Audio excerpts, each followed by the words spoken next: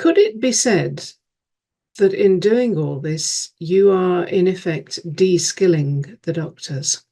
I think a lot of what I've discussed is quite general in terms of the fact that our junior medical colleagues will be seeing, especially the higher risk groups, as part of their intake. A lot of the skills are similar in terms of what we're doing, but anecdotally, that the one thing I think that has been less prevalent for them to do, because we're doing it, is around duration decisions. Because when we see patients to that 3-month point, one of the key things that we do is decide, well, how long are we going to anticoagulate this patient for? And actually, we are doing that almost exclusively within the health board. So what we've actually had is a lot of registrars and even sort of more junior grades of medics sit in with us in clinic, which has been very good, because I've been very keen to learn from them in terms of their skill set, in terms of how they would approach certain aspects, and they've been very keen to learn from me. And again, I think that's been a really positive experience, especially because we're working at this advanced practice level, that we're able to have a little bit of an idea sharing as well, so that we're continuously improving what we're delivering to our patients. And how did patients respond? Absolutely.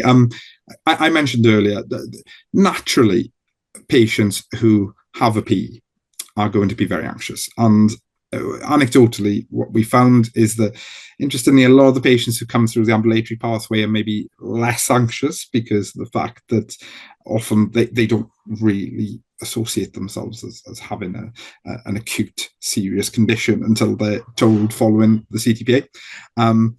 The patients who have far more traumatic events and are hospitalized have far greater levels of anxiety, we found.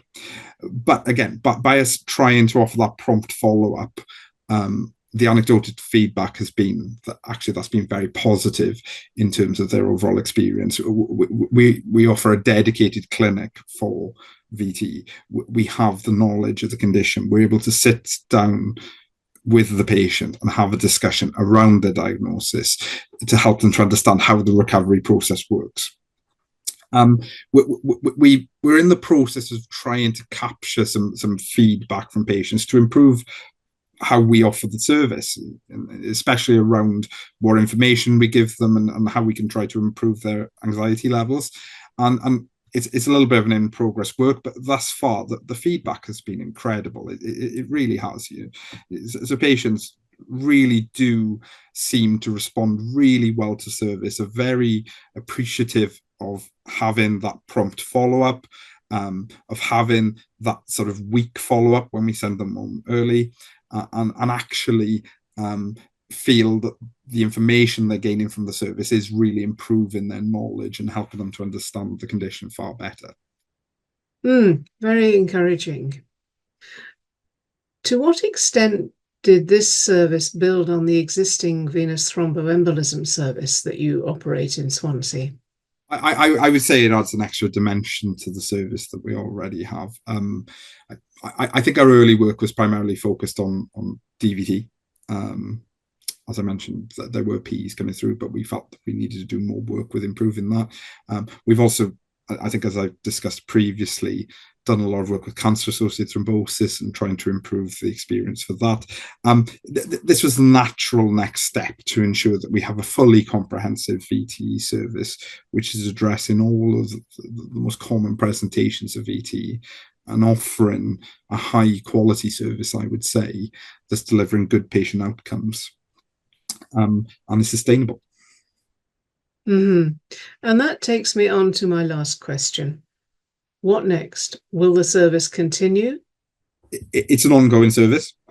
It's funded to deliver 37.5 hours a week of VT service. So it's just 5 days a week, 9 till 5. And we have a collection of follow-up and new slots. And like I said, we're taking referrals from the SDEC where we're based. We're taking referrals from the boards. It's an ongoing service. I think what my main priority going forward is actually something I touched on earlier, which is around that framework and that training process, because this isn't something which I found that we can just start doing without any form of training with it. At the moment, I've developed a training program, a competency-based training program, which we're piloting internally, and it's around about, it's quite a lengthy period actually. It's about 18 months of supervised to semi-supervised practice. So it's there's a lot of skills that need to be gained. And as I said, we've got this competency-based training program so that we can show our competence as time goes by. So from a governance perspective, we have that in place.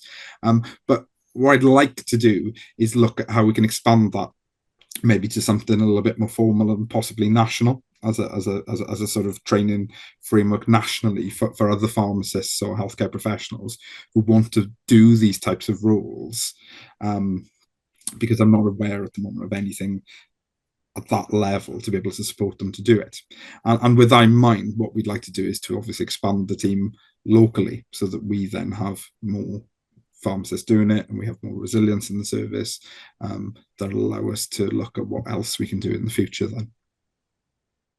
Kieron Power, thank you very much for talking to us about the development of this important pathway and the impact that it has had. That really has been terrifically interesting and inspiring.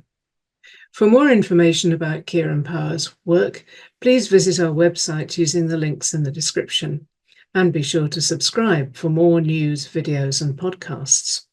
For updates straight to your inbox, please follow the links below. And thanks for watching.